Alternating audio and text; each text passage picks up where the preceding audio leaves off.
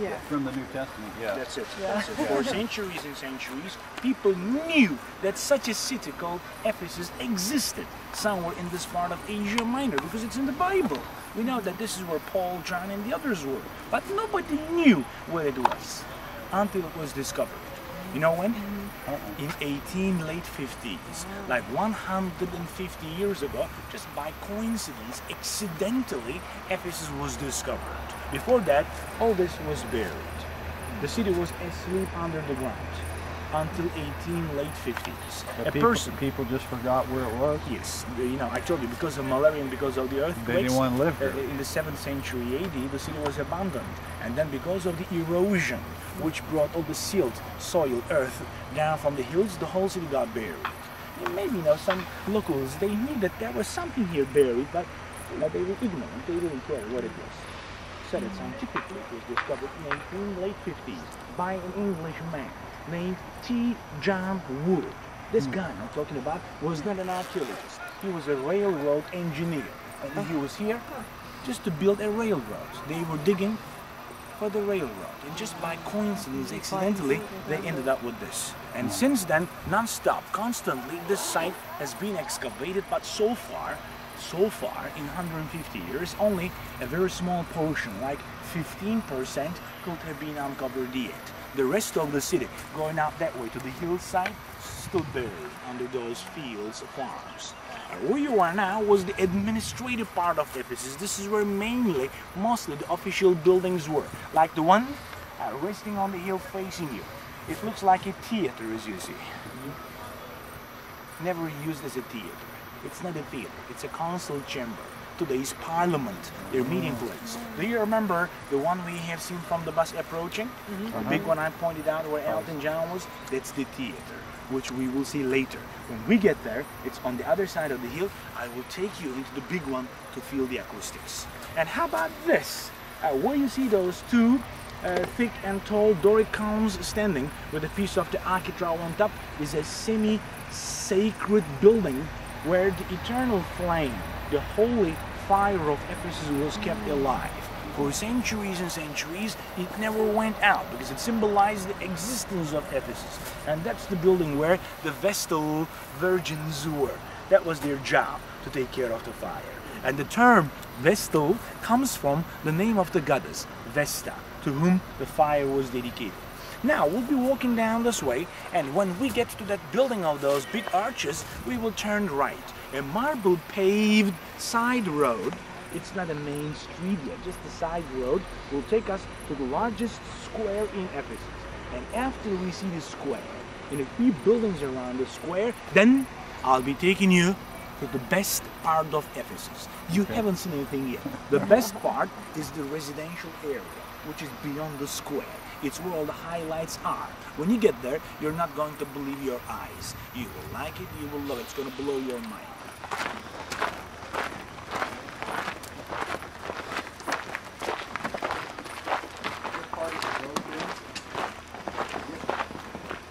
Not a main street,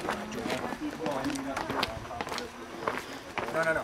I'll tell you what it is. Okay. This is the side road I told you. At the end you will see the square, and these were shops on the either side. And with the shops and a roof on top, this here was more like a shopping mall in those days. These were all shops. You can use your imagination. You know what they do? The archaeologists who do the work here, when they are reassembling these buildings, they never use new marble. They use the original fragments, whatever they uncover.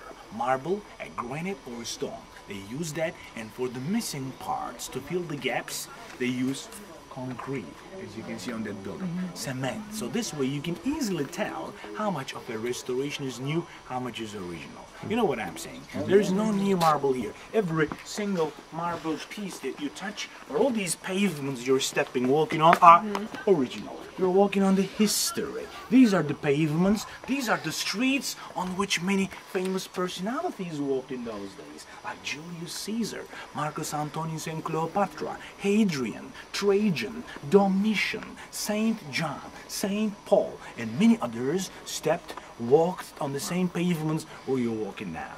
Today, it's your turn. And look at this. These are the inscriptions from which we have all this information. Everything I've been telling you since the beginning, all these stories we have come from these inscriptions, which are mostly in Old Greek or in Latin. We have thousands of these on such pedestals, on the walls, on the columns, and most of them have been deciphered by the archaeologists. But not always they have a chance to read these. I tell you the reason why. And now, I have an easy question for you, but it's a tricky question. Before you answer it, think twice. Listen to my question carefully and think twice. What language is this? I was just going to ask you that. What language is this? What would you say? Well, it looks kind of Greek. It looks Greek. Okay, why do you say Greek? Well, just because it's got a lot of the symbols that I don't Okay, recognize. what was my question? Think What one. What kind of language? What language? There's But no you're talking about the alphabet. When you say those letters, symbols. Right. Alphabet and language are two different things. If I was asking about the alphabet, you're right. But I was talking about the language. Just like the case today. You are from the US. You speak English. What alphabet do you use? Roman. Letters. Roman letters, the Latin alphabet. Okay? How about in Spain? They speak Spanish, but use the same alphabet you use. How about in Germany? They speak German and use the same alphabet you do. How about in Italy? They speak Italian and use the same alphabet you do. And in Turkey, we speak Turkish and use the same alphabet, the same letters you use. If I give you a Turkish newspaper, can you read it? No. Why not? You know the letters. So that this is the same thing. In those days, in the ancient times, in this part of Asia Minor, there were nearly 20 ancient tongues spoken by the indigenous people. And most of them used the Greek alphabet to write. So that when you see some Greek letters, not necessarily the language is Greek. The letters are Greek, but the language is one of those dead languages. Is that clear? Language and alphabet, two different things. So that sometimes the archaeologists, they recognize the letters, they know the alphabet, but they get no meaning because they don't know the language. It's a dead language. So we don't know the language. No. So the Okay. answer is we don't know. Most of them are Greek and Latin, but sometimes they can't read because it's a dead language. Okay, this is the square I told you, but as you see, going up this way with many structures underneath, approximately the half of this square has not been uncovered yet. But we know that in the Roman times, this here was the largest one, which was named after one of the Roman emperors, Domitian or Domitianus. Have you heard about him? He's the bad guy for the Christians, one infamous Roman emperor for whom, take a look at that direction please, on that side of the square, up on those big arches, on that high terrace, they built a beautiful temple for the emperor. But as you see, from the temple itself, there's nothing left except the foundations. But we know that that was the first Roman temple in Ephesus, the earliest imperial building. How about this arch here? That big arch was a monumental fountain. You know what a fountain is. Within the city walls, in the downtown area, they had 15 of these fountains which provided fresh water to the locals. And how about this? Beyond my shoulders, believe it or not, this building here was a hospital. Oh, wow. 2,000 years ago. How do they know that? These inscriptions, findings, some objects. You know what, man? These guys could operate. These guys had medicine. They had medical schools, medical doctors, many famous physicians who showed a great skill in surgery, in treating the ills and in making medicine. In some of the local museums, you know, they have a nice collection of that kind of tools, instruments being displayed. So this means these guys, 2,000 years ago, more than 2,000 years ago, knew about the internal organs, how they worked, so that they could operate. But you can imagine that without today's anesthetics, these operations must have been extremely painful and dangerous. Probably they used opium. We know that they had opium in those days, plus the patients were given a lot of wine for less pain. They had to do something. And how about this? On that side of the square, the structure with the pillars, columns all around is a monumental tomb, a burial place. I tell you something, having such a burial place like this within the city walls is something unusual. Because normally people, you know, ordinary people were buried in the public cemeteries, which were outside the city walls. But some guys, some VIPs, had this privilege to be buried like this within the city walls. And the guy who was buried there was the grandson of a famous Roman general, Sulla, or Sulla, in the 1st century before Jesus. So what you're looking at is nearly 2100 years old. Okay, what do you say now? Are you ready to see the best part of Ephesus? Oh yeah. Of a rockless Hercules. So I'm just start walking on one of the main streets of that.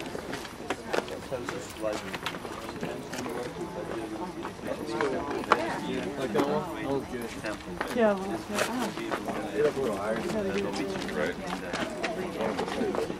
Don't touch.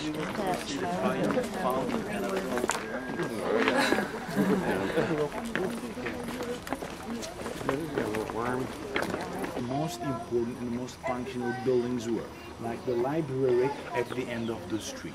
That monumental building was one of the largest libraries in the ancient world. When we get there, I'll tell you more about it. On top of this street, there was no roof, nothing, open air, but on the sides, they had such sheltered sidewalks protecting people against sun and rain. And how about these? All along the street there are such pedestals, and from the inscriptions we know that on these pedestals they had the statues of some famous distinguished personalities of the city, like doctors, artists, politicians. Please use your imagination. This here must have been beautiful, like an art gallery, but unfortunately most of them are missing. And how about these notches, the little holes? They are original, and they are here for traction, to keep the horses, people from slipping or sliding in the rainy days. So this was like it is. Yes, these are all original paintings, but they have been relayed by the archaeologists because of the earthquakes. This was not, it was not this even, relayed, but the material is original. Were a lot of the statues taken and put in museums? Some of them were destroyed during the earthquakes. Some, were taken out of the city by the people who were, moving to different locations, running away from malaria and earthquakes, and some were smuggled out of Turkey during the first excavations. So the statues weren't all of old people; they were people like the modern. The VIPs of the city, the VIP guys, important people of the day. Doctors, college teachers, this kind of things. For example, look, there is still one, on the first pedestal, standing there with a head, and from the inscriptions on the pedestal, that guy standing there was a medical doctor. His name was Alexander. He lived in the city in the 2nd century. Such VIPs. Wow. You statue yourself up. That's good advertising.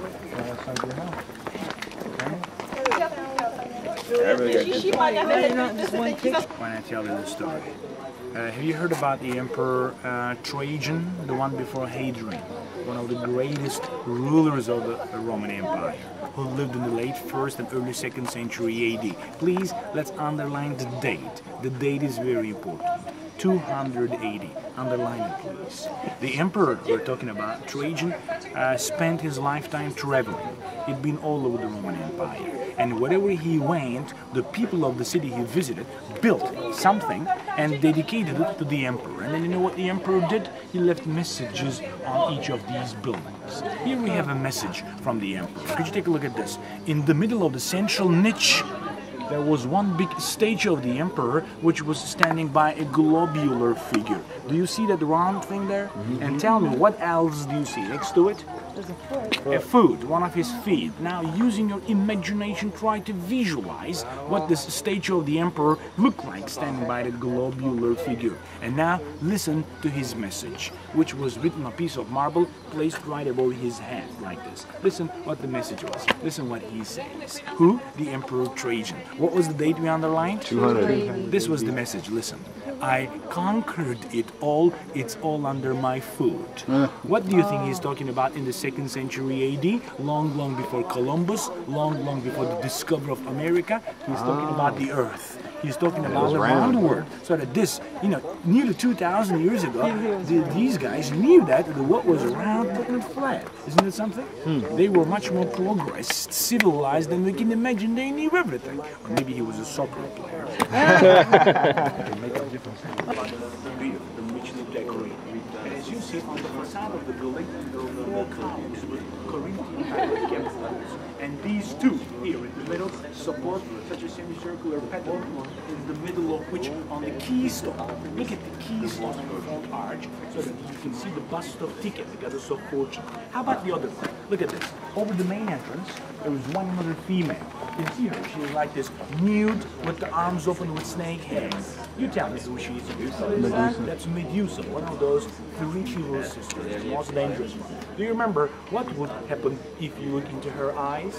Turn to stone. Turn to a stone. So that having this belief in those days, this is what they did. They placed such Medusa faces on the buildings, hoping that, believing that she, with her eyes, would protect the structure against the evils and dangers of life, the ward of the evil. Just like the evil eye tradition we have today. And one more thing about this temple, it's a restoration. Put up together by the archaeologists, just like the library we will see at the end of this screen. You know what I'm saying? Because of the earthquakes,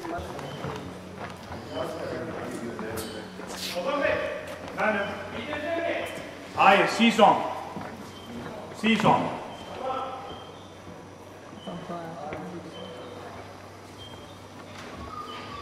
You know what? In this building, underneath this big large roof, which was built only 3 years ago, they have 7 of these houses.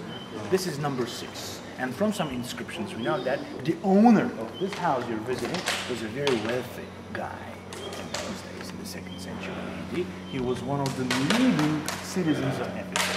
And he was the guy who controlled all the trade activities in the city. Gaius Flavius, that's his name.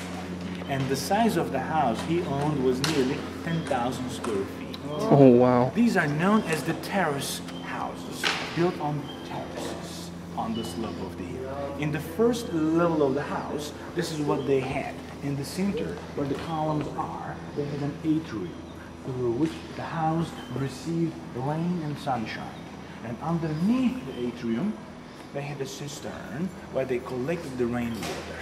If something went wrong with the running water system of the house, it's from where they supplied water. And around the atrium, kitchen, bathroom, toilet, and such a large dining room, which was also used as the reception hall. This is where they were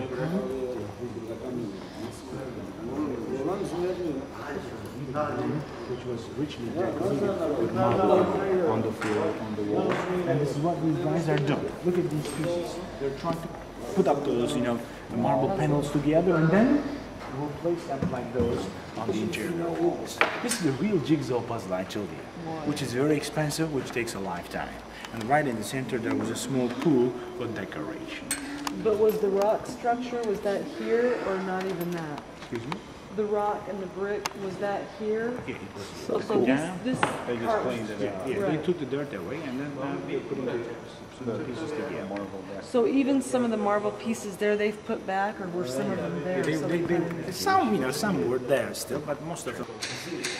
And during the decline period, after the city was abandoned, the malaria problem, the earthquakes, the owners of these houses began to move out of the city. So one by one, these houses were abandoned.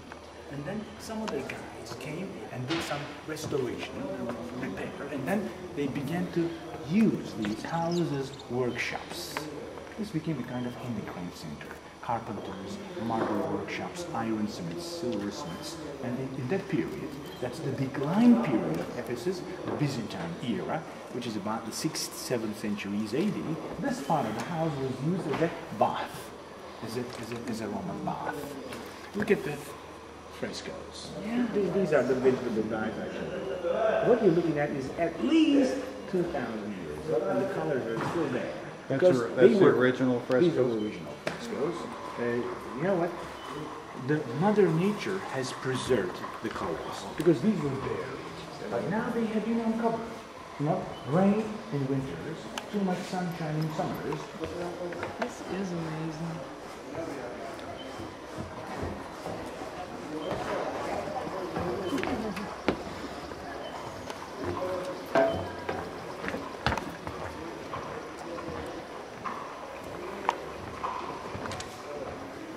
I want you to come and take a look at this small room here.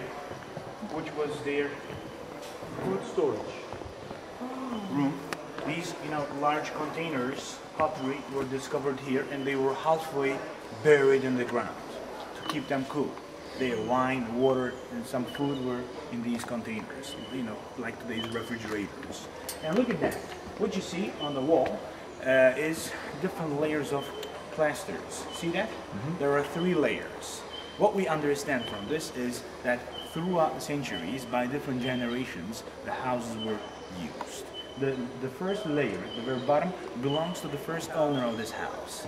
Plaster and some colored frescoes they had, depicting their ancestors, some legendary heroes, gods and goddesses, and then their children or grandchildren didn't like the frescoes, and then they added some more plaster, and then new frescoes, and then their grandchildren or their children, the 3rd layer. So that throughout the centuries, different generations used these homes, so that after each generation, with a little bit more plaster, the walls were getting thicker and thicker. The rooms were getting smaller and smaller. That's what you see there.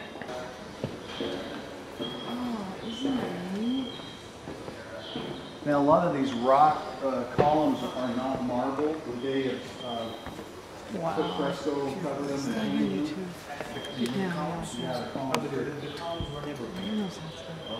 Give me the wow look, Julia. Column, which is colored. It's the natural color. Oh wait, you were doing.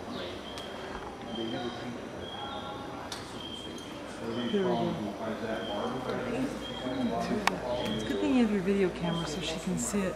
Good thing you have your video camera so Amelia can see it. Poor Amelia, this is cool. And each room, I mean, look at that. Each room had a really cool little different. I would have liked the bird one. There's a bird one right here with the lions. See, there's birds over there.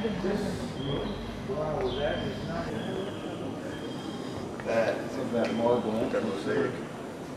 What would these 2 seats here are around?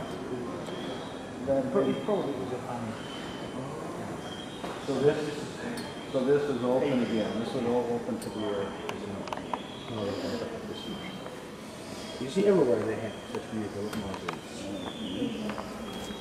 And look at that. Today we have paintings we hang on the wall. And in those days, they painted the walls. Same. Julia.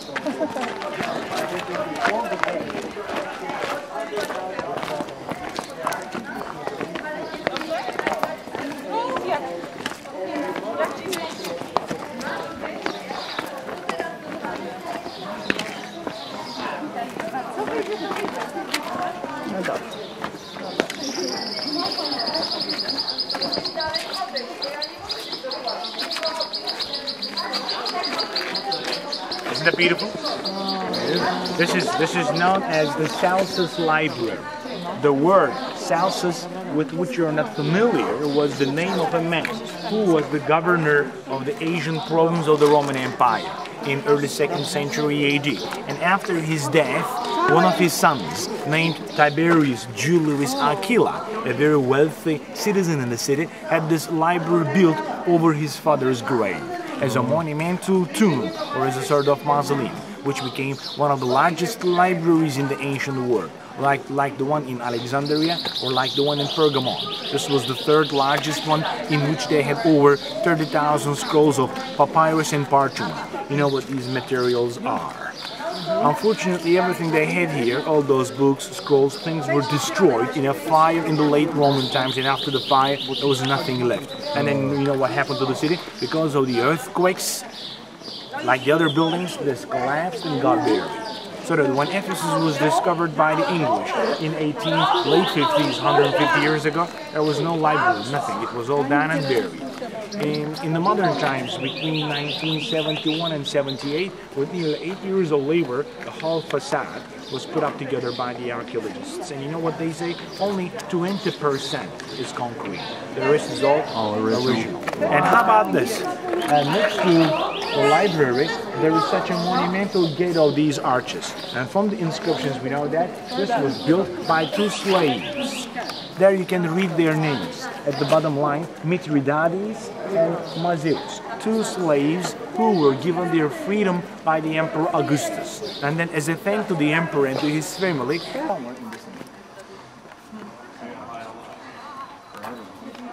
some people call this amphitheater, which is wrong. Amphitheater is different shape. This is an amphitheater with two ends. This is what amphi means. Amphi means two. When you say amplified, stereo, amphib, on left or on C. This is an amphitheater, two ends. If it is like this, it's a theater. This is an amphitheater. The Colosseum, in Rome, is a very good example for an amphitheater. Okay, this is not an amphitheater. If it is like this, long and oval, then it's a stadium. Stadium, theater, amphitheater. This is So is it true if we're all the way at the top and somebody's down here speaking with a regular voice, they can hear us all the way up there? This loudness I'm speaking now is enough to be heard by the ones all the way up on top. They can easily hear this. Well, we test it sometimes. When they drop a coin here, they can hear it from the very top. And you know what? This is the theater where the disciple Paul was protested by thousands of these Ephesians. In the Bible, in the Acts of the Apostles chapter 19, there is a passage with the titles, The Riot in Ephesus. In that passage tells you about the day that thousands of these Ephesians came together here. And for hours and hours, they kept shouting like this, "Great is Diana of the Ephesians! Great is Diana of the Ephesians!" These people were so angry with disciple Paul. They were not very happy with what Paul was doing here. You know what he was doing? He was teaching people about Christianity. He was telling people here not to buy those man-made gods and goddesses. And this was a big business here. The silversmiths, would go bankrupt, because of this guy called Paul, who was teaching people about Christianity. So that these pagan temples were going down. And then these unhappy people, most of them which were the silversmiths, came together here and did that big protest, which we have in the Bible. And after this big protest, the disciple Paul, who had spent 2 years here, was dismissed from the city. And so that his mission was left unfinished here. That's why, on his way to Macedonia during the last missionary journey, he wrote his letters to the Ephesians. We have this in the Bible, Paul's letters to the Ephesians. He wrote them to complete the mission which was left unfinished. But he spent 2 years here, we know that, during the second missionary journey between 53 and 55. And he did a great job. And he was born in Tarsus. It's a city which is in the southern part of Turkey. This is the map of Turkey. This is where you are now, Istanbul, Ankara, and here is Tarsus. It's the birthplace of my wife.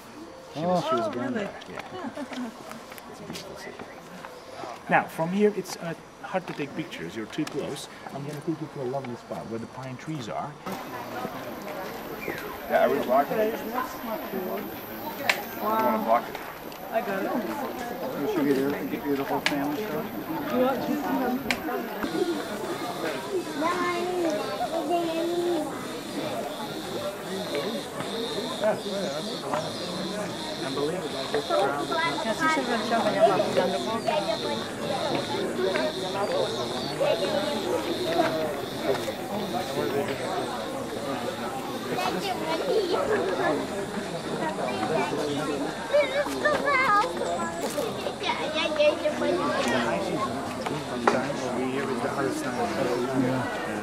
and August. Cool. I would not want to be waiting out this line in August.